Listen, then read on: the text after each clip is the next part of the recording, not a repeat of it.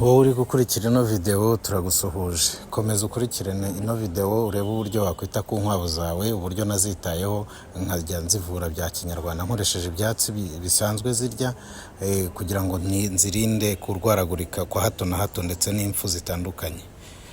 Kurikirana ino video ubundi unyarukire kuri YouTube channel yacu Iwacu Connect, hanyuma ukurikirane andi makuru y'uburyo ki wakwita ku nkwavu zawe, uko ibiraro byubakwa, uko ubwoko bwiza bw'icyororo wahitamo, ndetse n'uburyo ki ushobora kuzitaho ukazivura ukoresheje ibyatsi utiriwe utanga andi mafaranga. Uzaboneraho rero byinshi, inyigisho nyinshi zigiye zitandukanye, hanyuma tworore kinyamwuga.